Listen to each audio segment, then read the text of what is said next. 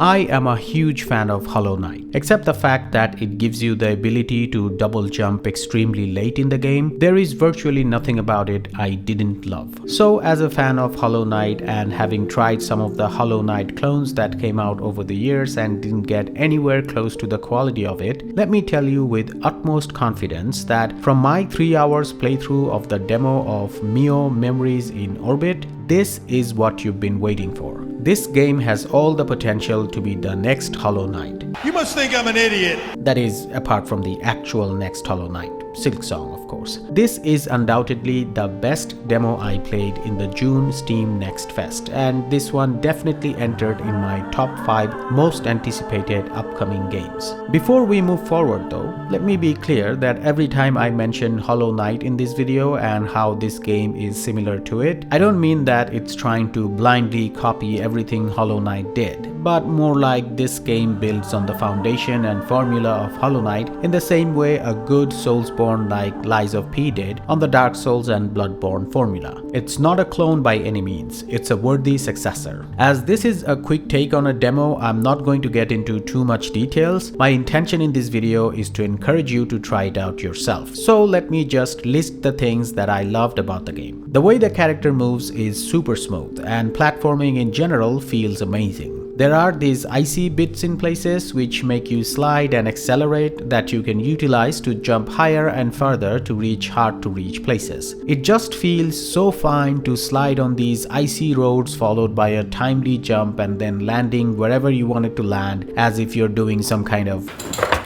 parkour! The combat mechanism by itself is simple. You only have one button to attack and that's it. But just like Hollow Knight, when combined with the platforming, combat becomes pretty deep and satisfying. You can double jump, but then if you hit an enemy on the fly, you can jump again and keep doing it to stay afloat. This creates the opportunity to build really difficult but fun boss fights. The demo only has 2 bosses and both were really good. Especially the second boss was, as expected, a bit more challenging, but every time I died to it, instead of feeling frustrated, I felt that I'm improving and getting one step closer to victory. The enemies and the bosses have very clear signals before they attack, usually a flash type effect, which makes the fights feel fair, as it makes every one of their attacks readable and avoidable. But by no means does it make the fights easy, as the normal enemies usually gang up on you or they have unpredictable moves. The higher visibility of these effects makes me think maybe in the full game at some point you'll be given the ability to parry?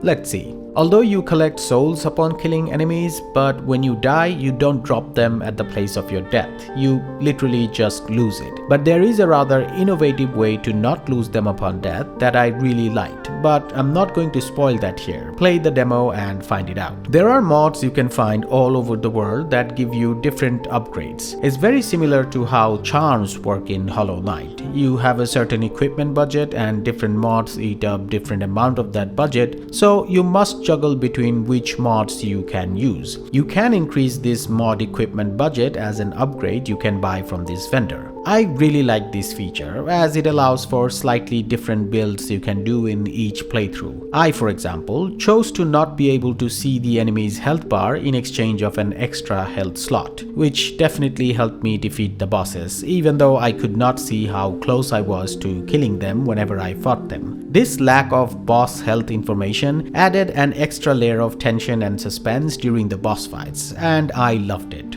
The background music is exceptionally well done and contributes significantly to creating this mysterious, sometimes melancholic yet hopefully curious atmosphere. A major reason I compare this game to the quality of Hollow Knight is not necessarily the mechanisms. A lot of metroidvanias have that, but it's the overall vibe that this game creates through its visuals and music is what makes this game feel unique and special in a way that Hollow Knight was able to make us feel back when it released. The boss music is truly special. Just listen to it.